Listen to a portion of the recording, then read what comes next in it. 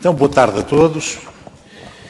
Eu também gostaria de dar algumas palavras de agradecimento e reconhecimento ao Sr. Presidente do Conselho Regional de Lisboa e ao Sr. Vice-Presidente do Conselho Regional de Lisboa, que me convidaram e nos convidaram a todos para dirigirmos aqui umas breves palavras.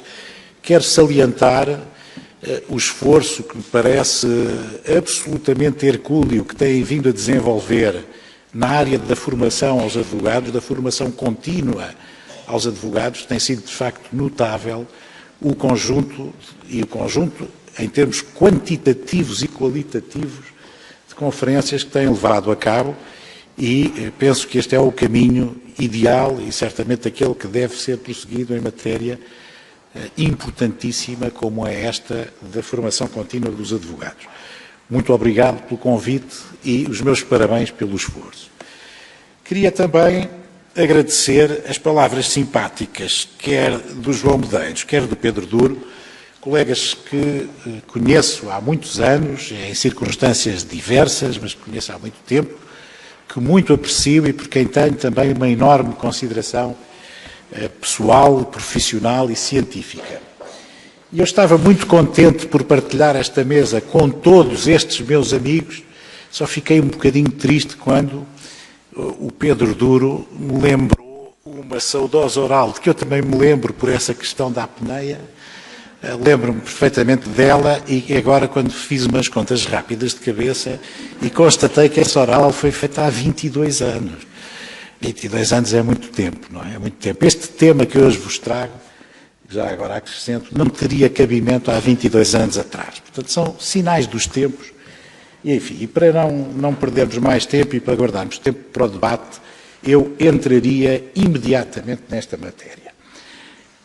Vou dar-vos uma explicação. Isto não foi combinado com o João Medeiros, mas o que me sugeriu este tema, que é um tema que parece de grande atualidade e de muito interesse, foi um processo em que ambos partilhamos defesas. O João já falou dele, eu vou também situá-lo melhor para quem não saiba, e também sem violar nenhum sigilo, até porque este processo, se há coisa que não tem, é sigilo, como calcularão. Estamos a falar do célebre processo da EDP, que também às vezes é conhecido como o processo dos CAIs e dos CMECs, ao qual há uns meses se juntou o ex-ministro da Economia, Dr. Manuel Pinho, e o ex-banqueiro, Dr. Ricardo Salgado. E, portanto, ganhou com isto uma dimensão muito mais visível. E o que me sugeriu o tratamento deste tema foi precisamente um acórdão recente. O acórdão foi proferido no final de dezembro do ano passado e, que me desse conta, ainda não está disponível nas bases de dados do Ministério da Justiça. Mas foi precisamente um acórdão do Tribunal da Relação de Lisboa que, na sequência de um recurso interposto pelo Ministério Público, de um despacho do Sr. Juiz do Tribunal Central de Instrução Criminal, Dr. Ivo Rosa, veio a decidir esta matéria. A matéria das apreensões de correspondência eletrónica. E veio a decidir, devo dizer-vos, que num sentido que me parece um sentido absolutamente correto e muitíssimo ponderado no que respeita ao equilíbrio, quer dos valores que estão em tensão no processo penal, quer também e sobretudo àqueles que nos são mais gratos a nós advogados, que são os valores das garantias de defesa do processo penal e, em geral, dos direitos fundamentais. Bom, e, portanto, o tema que vos vou tratar não é rigorosamente um tema de nulidades da fase de inquérito, embora, naturalmente, que a partir destas questões surjam, inevitavelmente, atos nulos, nulidades, recursos e apreciações, naturalmente, das questões que aqui estão envolvidas. Este primeiro slide é extraído de uma obra que tem um título curioso, Bruscamente no verão passado, do professor Manuel da Costa Adarada, ilustre penalista de Coimbra, a quem ninguém pode acusar de falta de garantismo, e é escrito em 2009, na sequência da célebre reforma do processo penal de 2007.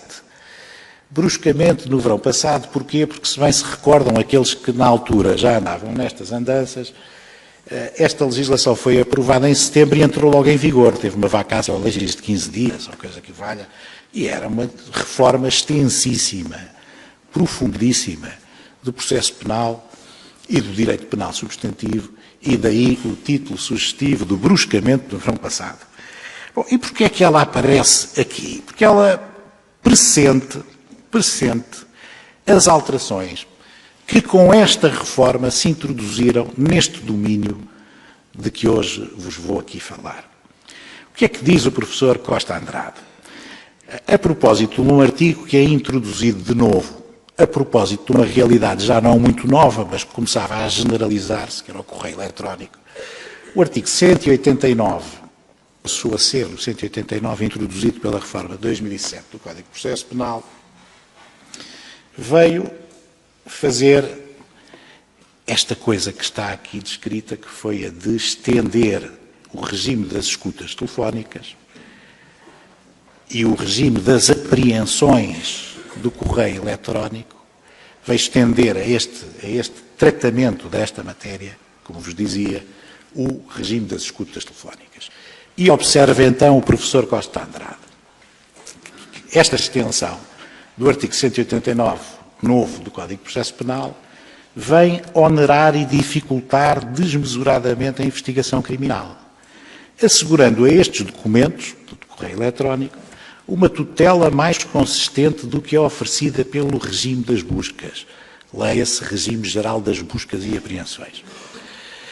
Depois, esta parte que está aqui cortada na transcrição é uma parte em que o professor Costa Andrade ensaia uma possível interpretação restritiva desta norma, e que eu me dispensei de pôr aqui para não pesar o texto, mas remata logo a seguir, e bem, dizendo o seguinte, a propósito da interpretação restritiva que ele próprio lança à discussão. Diz o seguinte, só que as coisas não são tão lineares. Não pode, na verdade, esquecer-se que uma interpretação restritiva com este sentido e alcance configura uma verdadeira redução teleológica in mala partem, sendo, como tal, constitucionalmente insustentável. Este texto é particularmente feliz porque delimita, efetivamente, do ponto de vista teleológico, valorativo, aquilo que está em presença nesta discussão.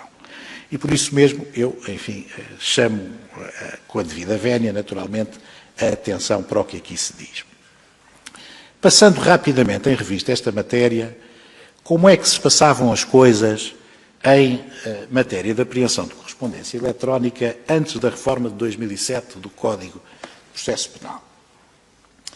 Relativamente ao correio eletrónico, que eu, por simplicidade de expressão, aqui designo em trânsito, o que se defendia, por identidade de razão, por analogia, por que quiserem, era a sujeição das interseções deste tipo de comunicações ao regime das escutas telefónicas.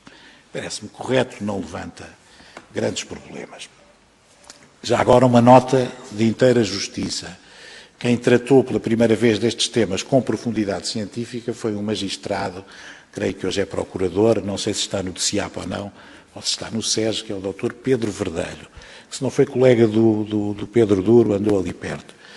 E, portanto, esta construção assenta essencialmente nas teses do Dr. Pedro Verdelho, antes da reforma de 2007. Bom, portanto, correio eletrónico em trânsito, aplicação do regime das escutas, e depois, quanto ao correio eletrónico armazenado, havia uma equiparação deste à correspondência em papel, à correspondência física.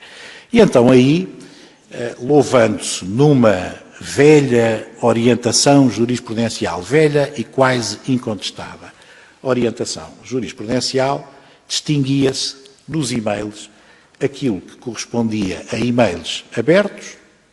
Os e-mails abertos podiam ser apreendidos ao abrigo da norma que consagra o regime geral das apreensões, que é o artigo 178, portanto, em síntese, são tratados como documentos e apreendidos como documentos.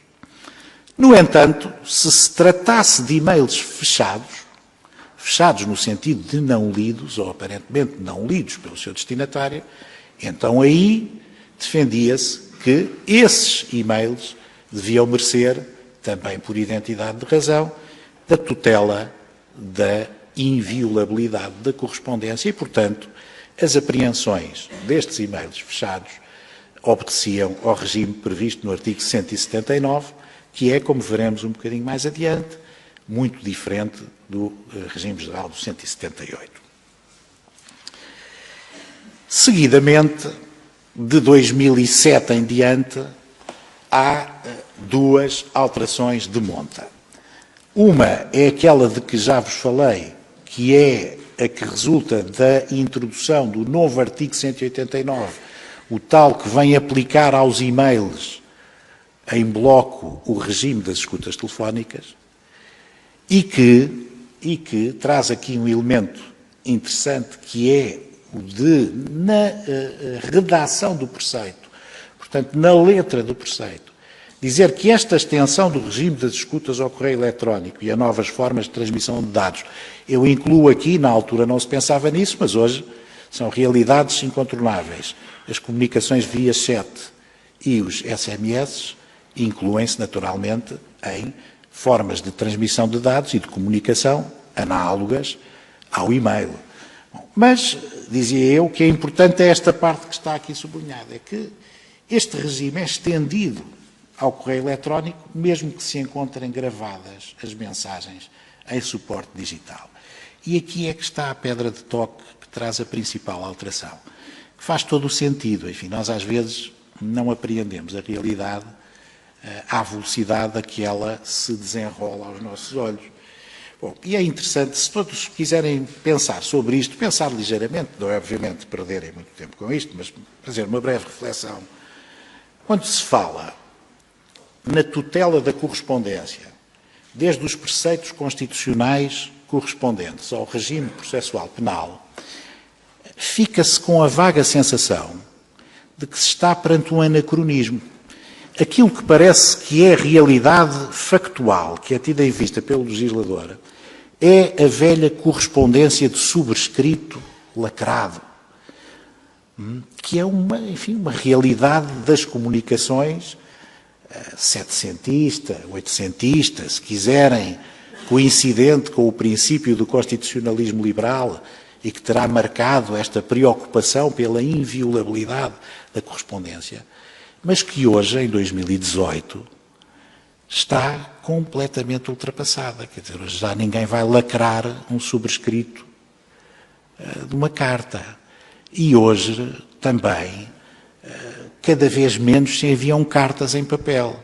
Portanto, as comunicações eletrónicas generalizaram-se de tal maneira que a realidade das comunicações, a correspondência, em sentido muito amplo, é essencialmente correspondência eletrónica.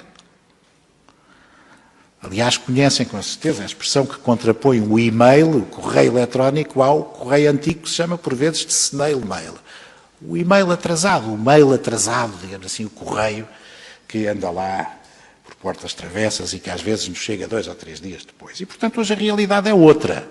E hoje as pessoas comunicam essencialmente através do correio eletrónico. E não só as pessoas comunicam no domínio da sua esfera pessoal, como profissionalmente se generalizou o uso do correio eletrónico. Isto é uma realidade incontornável. Portanto, nós pensarmos em tutela da correspondência, tendo como paradigma o velho subscrito, fechado e lacrado, que depois é aberto com a faca e que, enfim, gera a correspondência aberta e a correspondência fechada, não tem nada a ver com os dias de hoje. É um anacronismo. E, portanto, o direito tem naturalmente que se adaptar.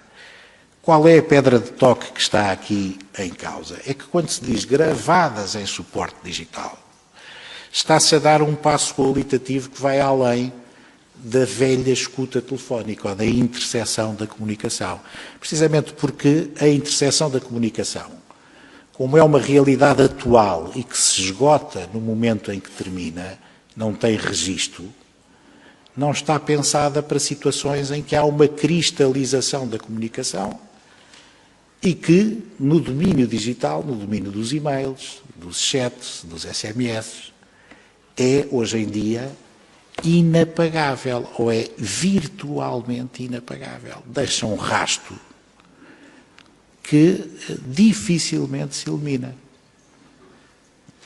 Hoje em dia, um criminoso que queira comunicar em segurança ou recorre a sinais de fumo ou usa pompos-correios. Em rigor, não vale a pena pensar no WhatsApp, ou nisto, ou naquilo, ou naquilo outro.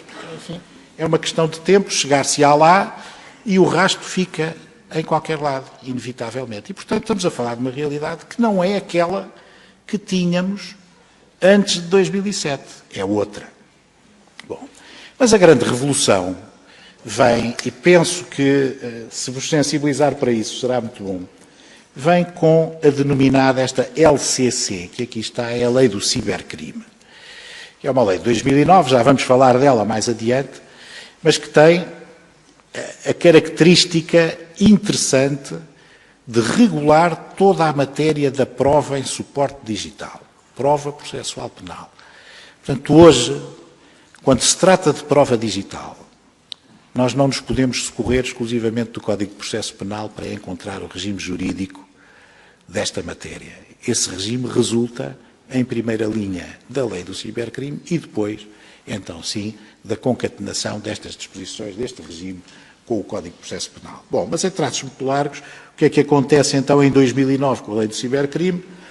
A lei do cibercrime vem a submeter a apreensão do correio eletrónico, em geral, ao regime da apreensão de correspondência, do artigo 179 do Código de Processo Penal, e vem no seu artigo 18º, embora reproduzindo e remetendo para as normas atinentes às escutas, vem manter, se quiserem, o essencial do novo artigo 189 do Código de Processo Penal, introduzido pela reforma de 2007. E, portanto, temos nesta lei dois artigos fundamentais, o 17º e o 18º, que dispõem no sentido que tem aqui no slide. Bom, a lei de que estou a falar é a Lei 109 de 2009, de 15 de setembro. Curiosamente, é publicada entre nós 2 anos depois da reforma do Código de Processo Penal, que é, como sabem, 15 de setembro de 2007. Bom, e esta lei, no essencial, o que é que diz? É esta disposição que aqui está transcrita, artigo 11º, número 1, a linha C, é que são as disposições da própria lei aquelas que se aplicam em processos relativos a crimes em relação aos quais seja necessário proceder à recolha de prova em suporte eletrónico. Portanto, a prova digital está, o regime jurídico da prova digital em processo penal está todo ele contido no processo penal e nesta lei do cibercrime. A lei do cibercrime distingue de forma muito clara, eu não vou perder aqui tempo com as definições legais, é sempre maçador estar a ler definições legais, portanto, elas estão na lei, são muito detalhadas, é uma questão de verem o que é que tudo isto quer dizer, que tudo isto está definido com grande detalhe e em grande extensão, mas a lei distingue nos seus artigos 15º, 16º e 17º 3 momentos essenciais deste meio de obtenção de prova em ambiente digital. Distingue a operação de pesquisa de dados informáticos. Pesquisa de dados informáticos é, no fundo, o conjunto de operações que se destina a detectar determinada informação contida num suporte digital. Portanto, tudo aquilo que se faz, tendo em vista esta finalidade, é uma operação de pesquisa de dados informáticos. À pesquisa de dados informáticos pode-se seguir a apreensão dos dados informáticos, que a lei regula no artigo 16º. Em geral, os dados informáticos com interesse probatório podem ser apreendidos. Já vamos ver como. Bom, mas depois, num subgrupo, se quiserem, porque também se trata de dados informáticos, naturalmente, a lei tem uma disposição expressa, no seu artigo 17º, que contempla a apreensão de correio eletrónico e registros de comunicações de natureza semelhante. Portanto, volto a dizer, cabendo aqui os SMS, o WhatsApp, o Communicator, etc. Portanto, aqueles habitualmente designados, aqueles mecanismos de comunicação designados por chat. O artigo 17º, que é essencial para se perceber o sentido e o alcance desta alteração, tem a redação que podem aqui encontrar.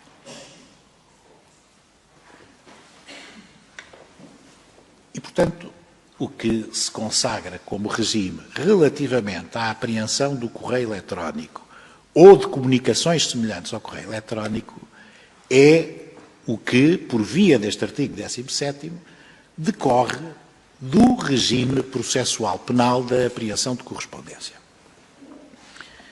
E volto a dizer que aquilo que a lei diz, e dilo literalmente de forma expressa e clara, é que se no decurso de uma pesquisa informática ou outro acesso legítimo a um sistema informático forem encontrados, armazenados nesse sistema informático, mensagens de correio eletrónico, bom, então, dentro dos pressupostos que se seguem e de acordo com o regime do artigo 179 do Código de Processo Penal, esse correio eletrónico, se for de grande interesse para a prova, poderá vir a ser apreendido. Vamos ver como é que se processam estas operações em termos das autorizações necessárias para a sua realização. Bom, a pesquisa informática, correspondente ao artigo 15º da Lei do Cibercrime, pode ser autorizada ou ordenada pela autoridade judiciária competente. A autoridade judiciária, como sabem, é, em cada fase do processo, o Ministério Público, o juiz de instrução ou o juiz de julgamento. Também pode acontecer que seja obtida a prova já em fase de julgamento.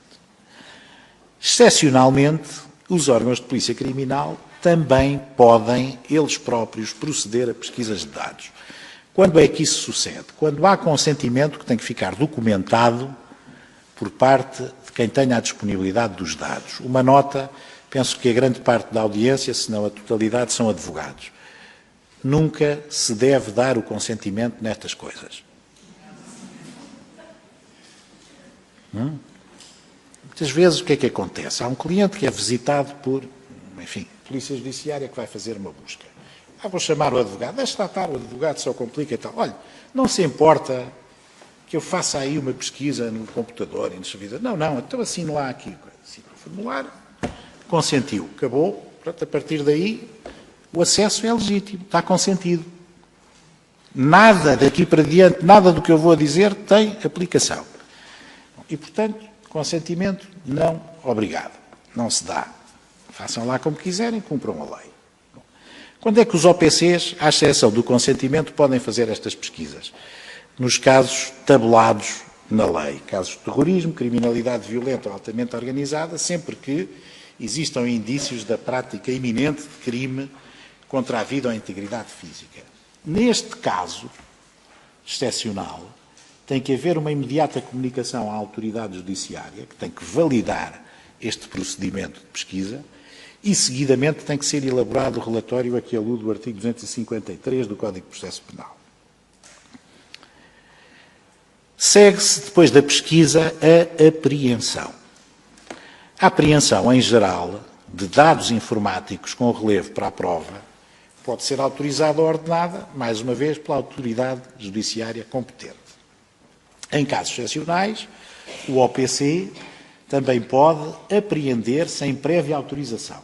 Casos de urgência ou de perigo de demora, em que, necessariamente, esta apreensão terá que ser validada pela autoridade judiciária competente no prazo de 72 horas. Há uma regra da maior importância, que é a regra que determina que, nestes casos, têm que ser observadas as regras de sigilo profissional de advogados, médicos, jornalistas, sigilo bancário, segredo profissional de funcionário e segredo de Estado, estão todos salvaguardados. Portanto, estas diligências têm que respeitar e observar o que vigora em matéria de tutela deste tipo de segredos. Bom, e então, falta ver, para não perder muito tempo, quanto tempo é que eu tenho, Sr. Dr. Pedro Duro? 18, então ainda está bem. Não, está bem. 18 minutos, fico feliz. Ainda tenho tempo para dizer muita coisa. Depois é preciso saber como é que se apreendem os dados. E aqui também há algumas confusões e há algumas confusões, inclusivamente por parte do Ministério Público. O João Medeiros está-se a lembrar de algumas com que já se deparou, com certeza, nesta matéria. A apreensão também vem descrita na lei. Essa apreensão pode ser feita de uma maneira linear e facilmente acessível, que é apreende-se o suporte do sistema informático. Era assim que se fazia nos bons velhos tempos da Operação Furacão. O Ministério Público entrava nos bancos, etc., apreendia os servidores e levava-os lá para uns armazéns do velho de SIAP, onde muitos ainda estão a ganhar poeira. Pronto, a apreensão do suporte do sistema. É evidente que isto, enfim, agora a lei prescreve-o expressamente, e a Operação Furacão, como sabem, é anterior à lei do cibercrime, ou começou antes, embora ainda não tenha acabado, começou antes. Bom, mas esta apreensão, naturalmente, tem que se ditar por apertados critérios de adequação e de proporcionalidade, por forma a criar o menor prejuízo ao visado por esta diligência de apreensão. Mas, portanto, a apreensão far-se-á, então, pela apreensão do próprio suporte do sistema ou apreensão do suporte de armazenamento de dados. Imaginem que se tratam de ficheiros antigos que estão armazenados em discos duros, em tapes de gravação de informação digital, etc., as mais diversas formas. Até aí poder-se-á proceder à apreensão do suporte do armazenamento dos dados. Hoje em dia, aquilo que é mais frequente é a apreensão por via do suporte, da cópia em suporte autónomo. É o que na gíria das buscas se chama uma cópia espelho. Há software próprio de natureza forense que permite fazer uma cópia integral da informação armazenada num determinado suporte, de tal modo que aquilo que é copiado não são só os ficheiros vivos, digamos assim, é tudo o que lá está, a mesma informação apagada e que se julga estar apagada, mas que na verdade não está rigorosamente apagada. Está, se quiserem, inacessível por eliminação dos caminhos, dos atalhos para lá se chegar, mas não está rigorosamente apagada. Já agora um outro parênteses, hoje em dia um criminoso empedernido que queira ver-se livre de qualquer informação em suporte informático só tem uma solução. Sabem qual é? É destruir o disco, destruir o computador. Só com a destruição física do suporte, tornando-o não legível, é que se destrói o que lá está dentro. Ponto. Não vale a pena pensar que se apagou e que se tem um software assim assado. Não funciona. Bom. Portanto, hoje aquilo que se faz essencialmente é a cópia espelho dos dados. Neste caso, a lei obriga a que a cópia seja feita em duplicado e que esse duplicado selado fique à guarda do secretário judicial competente, do organismo que está a efetuar a busca. Depois também há outras duas modalidades de apreensão menos frequentes. Eu nunca vi nenhuma delas, mas admito que se possam utilizar, que é a preservação da integridade dos dados, sem cópia ou remoção. Eu suponho que seja, no fundo, aplicar um determinado software que impossibilita que aqueles dados sejam alterados ou mexidos, manipulados, ou então, em determinados casos, a eliminação não reversível ou o bloqueio do acesso a esses dados. São estas as modalidades de apreensão de dados informáticos que a lei contempla. Há uma norma que interessa reter, que é a norma do artigo 16.3 da Lei do Cibercrime, que ressalva a possibilidade, diria eu, muito frequente nos dias que correm, de, nestes dados informáticos, se encontrar matéria que se revista de natureza pessoal e íntima, quer atinente ao titular ou a quem tem a disponibilidade dos dados ou a terceiros, e, nesse caso, em homenagem ao princípio da tutela da reserva da vida privada e da intimidade das pessoas, o que a lei prescreve é que, sendo encontrada informação desta natureza, ela deverá ser presente a juiz de instrução, as mais das vezes, e será o juiz que, depois de ponderados os interesses do caso e os interesses que se contrapõem, a reserva da intimidade da vida privada das pessoas em causa, decidirá se se trata de informação que deve ficar no processo ou que deve ser expurgada do processo e restituída. E entramos agora no cerne do tema que me proponho aqui tratar e que resulta da aplicação do artigo 17º da Lei do Cibercrime. A que é que está subordinada a apreensão de correio eletrónico, falando em geral, ou de correspondência eletrónica, se quiserem?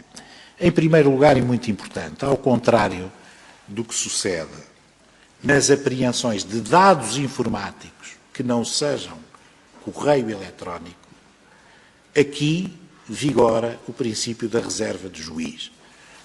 Isto significa que o correio eletrónico só pode ser apreendido através de autorização ou de ordem emanada de juiz.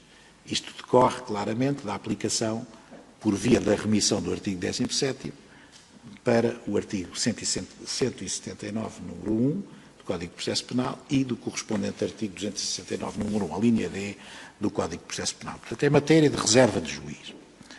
Depois, outra ressalva importante é que, relativamente a este material apreendido, é o juiz que, praticando um verdadeiro ato próprio do juiz na fase fase de inquérito, portanto, ato jurisdicional de inquérito, é o juiz aquele a quem cabe, em primeiro lugar, tomar conhecimento do conteúdo da correspondência apreendida.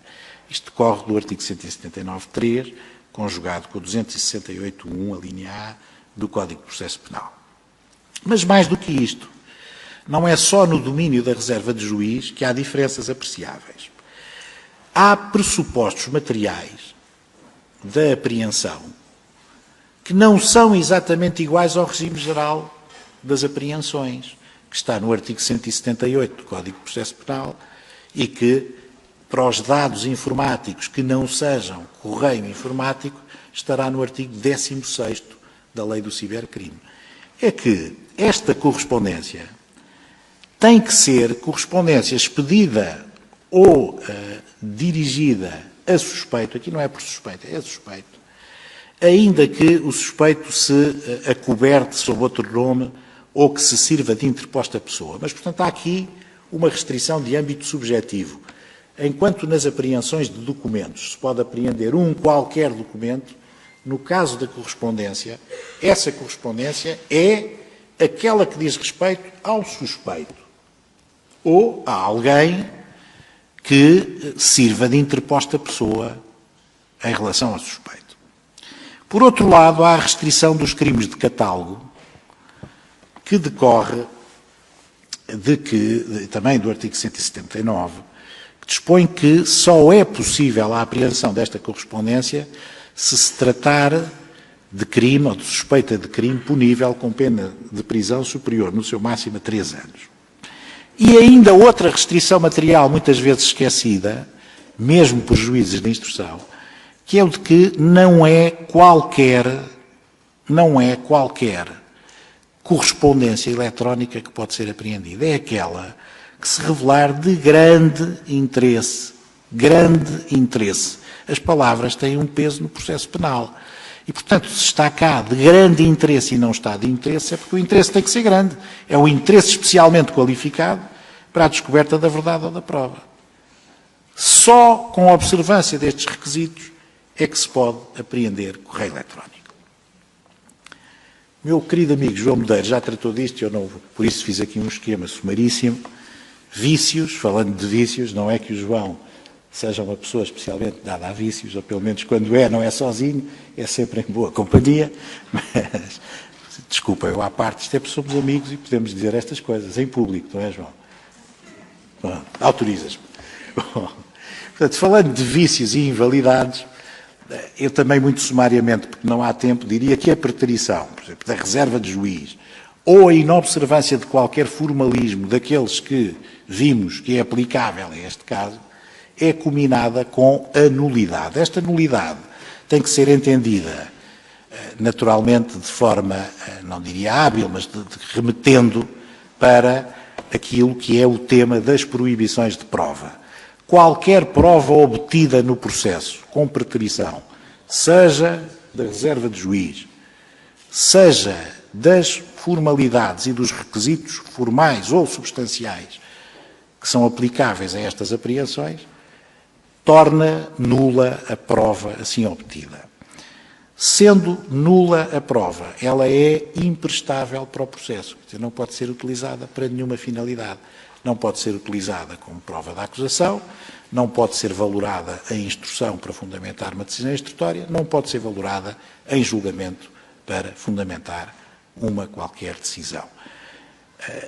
E uma nota importante que não está aqui escrita, mas que obviamente é relevante, naquele caso em que o juiz decida proceder à restituição de material apreendido, seja dados informáticos, seja de correspondência, naturalmente que aquilo que é apreendido e restituído no momento subsequente, ou que não é de todo apreendido, melhor dizendo, não pode ter nenhum valor probatório no processo, não pode ser considerado para nenhum efeito. Bom. E, portanto, temos aqui uma proibição de prova que é enquadrada em sede legal pelo artigo 126, número 3, e que, na matéria que nos diz respeito aqui, tem apoio constitucional no artigo 32, número 8, e no artigo 34, número 1, respeitantes à reserva da intimidade da vida privada e à inviolabilidade das comunicações. Esta jurisprudência, eu vou disponibilizar estes slides para a ordem, depois poder-se-á fazer um texto maior ou menor, mas não se preocupem em tirar notas disto. A jurisprudência que aqui está citada é aquela que vai na linha do que eu aqui tenho estado a sustentar. E agora, para terminar e para lançar algumas pistas para o debate, deixaria só aquela questão que me parece ser a mais especiosa de todas e é aquela que já vem de trás e que me causa alguma estranheza e que ainda hoje vejo defendida por eminentes juristas, por exemplo, o Sr. Conselheiro Santos Cabral, naquele Código dos Conselheiros, Código anotado, Código de Processo Penal anotado, dos Conselheiros do Supremo Tribunal de Justiça, ainda hoje diz expressamente isto, que é a distinção e a distinção com consequências de regime, que não são de sumenos importância, entre aquilo que é a correspondência aberta e o que é a correspondência fechada. Do meu ponto de vista, esta distinção não faz sentido absolutamente nenhum. Correspondência é correspondência, aberta ou fechada. No caso da correspondência eletrónica, fará ainda menos sentido do que fazia para a correspondência escrita, em suporte físico. E porquê? Porque a correspondência eletrónica não só é muito mais generalizada e difundida, e, portanto, nós não podemos dizer com rigor, quando estamos a olhar para um correio eletrónico profissional, não podemos dizer que tudo o que lá está é de natureza profissional e não é pessoal, porque a experiência ensina que se utiliza o correio profissional para tudo e mais alguma coisa. É muitíssimo mais generalizada, chega a ser irritante muitas vezes, eu queixo-me muito disso, sobretudo com os meus filhos mais novos, mas não só, que em vez de pegarem no telefone e telefonarem ao pai, me mandam uns WhatsApps ou uns Messengers ou umas porcarias quaisquer escritas. Portanto, este tipo de mensagens hoje é uma forma de comunicação privilegiada, onde se diz tudo, onde se combina tudo e que deixa um rasto indestrutível. E que é um rasto visível e um rasto invisível, porque qualquer mensagem eletrónica não tem só aquilo que se vê, não tem só o conteúdo apreensível, tem um conjunto de informação e de metadados que podem, de forma sensível, bulir com a reserva da intimidade da vida privada das pessoas. Dizem, por exemplo, qual é a hora a que se expediu uma comunicação, podem dar a localização do espaço onde foi expedida essa mensagem, a mesma coisa relativamente à recepção, por aí fora. Portanto, há todo um conjunto de informação que não é assimilável àquilo que resultava da correspondência tradicional. Por outro lado, é absolutamente falacioso dizer-se que um e-mail foi aberto e lido ou não foi, porque há mecanismos nas aplicações que até para uma gestão pessoal do correio permitem marcar como não lido um determinado correio, que pode até já ter sido lido, mas o qual se tem que revisitar mais adiante. E muitas vezes pode até acidentalmente clicar-se num e-mail que é dado como aberto, que não foi sequer aberto ou lido. E, portanto, é absolutamente impossível determinar se houve ou não houve abertura da correspondência. Bom, e há todo um conjunto de problemas que se pode levantar a partir daqui. Mas mesmo pensando na correspondência em papel, eu também nunca percebi muito bem o alcance da distinção. Vou-vos dar um pequenino exemplo. Imaginem, não no exercício da minha profissão de advogado. Se eu escrevo uma carta, isto é uma carta com opiniões pessoais e íntimas que dirijo a um amigo meu. E porque sou um rapaz organizado, tiro uma cópia da carta e guardo-a numa pasta. Cartas enviadas. Fica lá guardada a carta que mandei ao meu amigo. Ponho-a no correio, o meu amigo recebe-a. No mesmo dia, eu e o meu amigo somos buscados. Em minha casa, a carta aberta, no fundo a cópia da carta, é apreendida como documento. Na casa do meu amigo, se por acaso ele ainda não abriu o envelope, a carta só pode ser apreendida como correspondência. Isto faz algum sentido? Pergunto aos meus caros colegas se esta distinção, a tal distinção anacrónica da correspondência selada, enfim, que lá passou para a jurisprudência liberal, tradicional e que tem as garantias todas, não é compaginável com as realidades do dia de hoje e, sobretudo, transposta para a correspondência digital também não é. Eu estou mesmo a terminar. O que é que diria, também como contributo para o debate, é que se fala hoje em jurisprudência de Supremos Tribunais muito próximos dos nossos, da nossa ordem jurídica, da nossa jurisdição, como o espanhol e o alemão, a este respeito, em realidades como um entorno, a palavra não é bonita, mas é assim que os espanhóis dizem, digital, ou como um rasto digital, como um património digital da personalidade, que tem a ver, no fundo, com tudo aquilo que é hoje o nosso percurso rastreável, determinável em matéria digital, está de facto em todo lado, resulta do uso do nosso telemóvel, do nosso computador, do nosso iPad, dos nossos cartões de crédito, por aí fora, e, portanto, estas jurisprudências, a alemã, pelo menos, e a espanhola, entendem mesmo que se deverá falar de um direito fundamental de última geração, que é precisamente o da inviolabilidade e o da tutela da privacidade, da expressão digital, do tal entorno digital da personalidade de cada um. De facto, é um tema em que se deve pensar e que se deve munir das maiores cautelas. E, portanto, rematando desta forma, eu diria que o regime da lei do cibercrime nesta temática não é, ao contrário daquilo que se podia antever das palavras do professor Costa Andrade, não é um regime excessivo em matéria de garantias. É evidente que ele dificulta a investigação criminal, mas paciência, dificulta a investigação criminal, também tem meios que permitem cada vez mais ultrapassar essas dificuldades. E, portanto, é assim, e ainda bem que é assim, tem uma tutela constitucional forte e, naturalmente, que estes preceitos legais que estivemos aqui a ver têm que ser interpretados e aplicados no sentido da sua máxima extensão, de forma a consagrarem a máxima amplitude das garantias e dos direitos fundamentais constitucionalmente previstos. De outra forma, como também bem dizia o professor Costa Andrade, vamos cair numa redução teleológica in mala partem que é inconstitucionalmente inadmissível. Era bom que os tribunais e o Ministério Público tivessem isto em conta. Uns têm, Dr. Ivo Rosa, justiça lhe seja feita, tem, não sei se todos lá no Tribunal Central terão, ele tem, e, portanto, enfim, tive muito gosto e estou a vosso dispor para o que quiserem a seguir. Muito obrigado.